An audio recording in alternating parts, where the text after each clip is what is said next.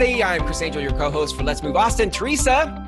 Hello, Chris. Hello, everybody. It's episode 6.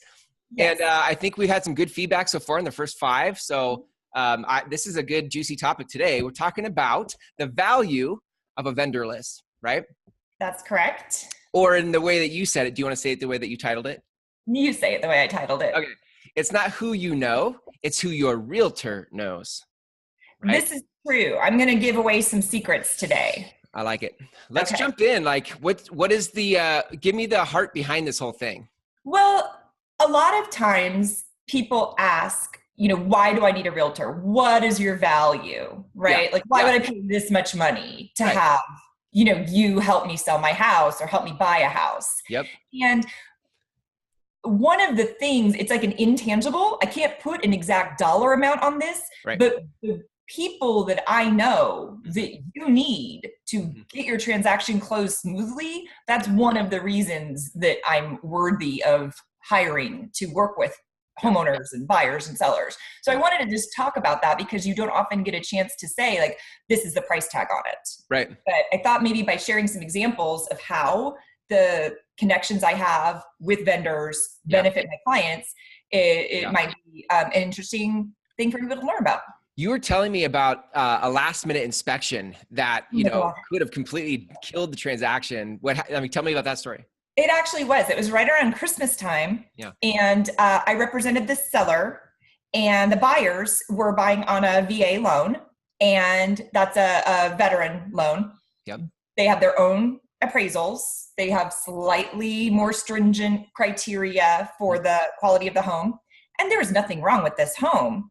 It did, however, have a large deck on the back that overlooked a greenbelt. Yeah. And unbeknownst to the buyer's agent, we got through the inspection, no problem. Everybody's moving forward.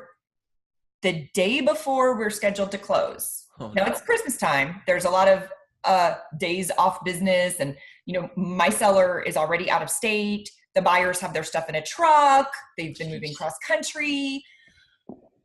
We find out that the VA appraiser won't allow the house to sell unless some rotted wood on the deck is corrected.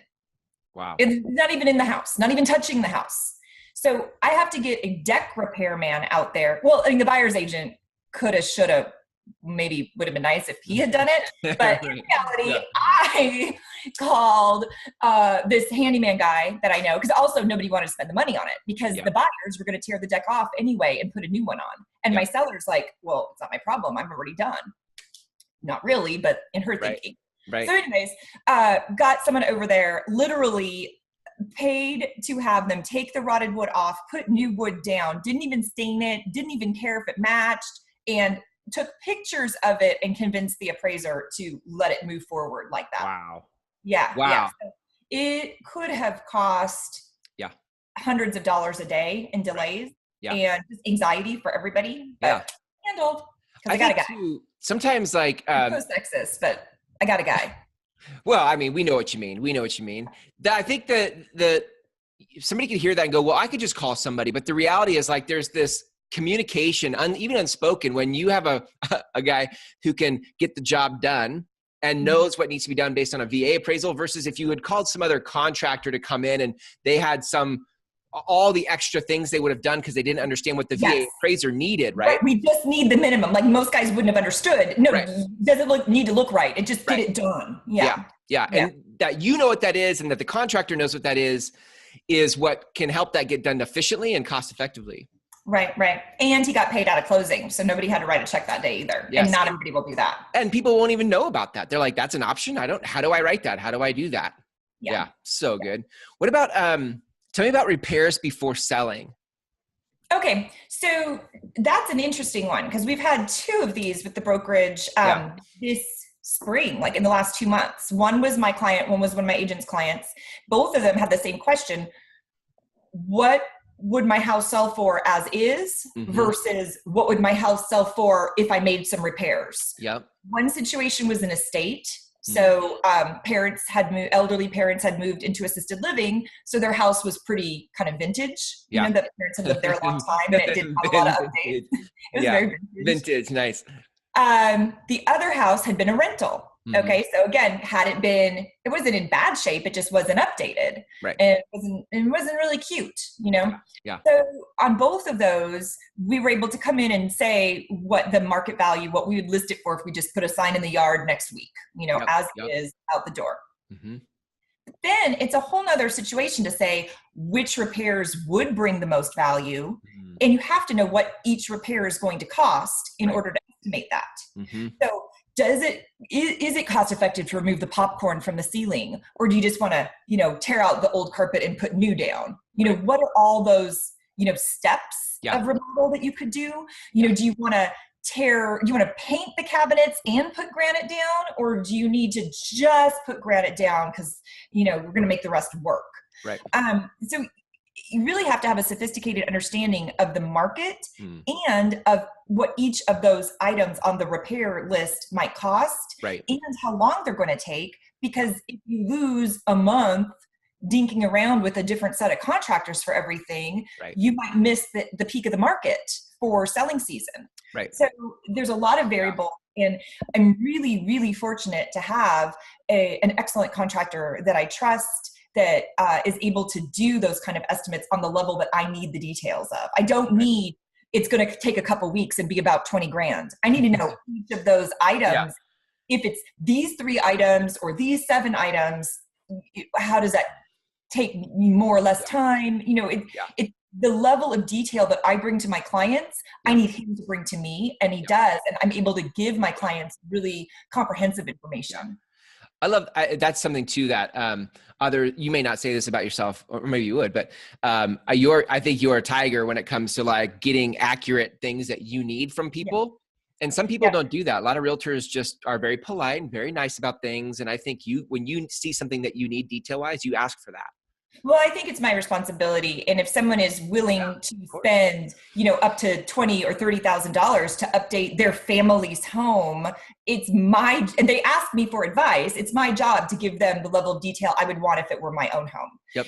And I actually started saying this.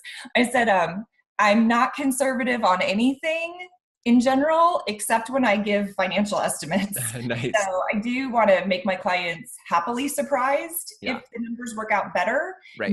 And so I need to know, someone is giving me really specific numbers for the jobs. Yeah.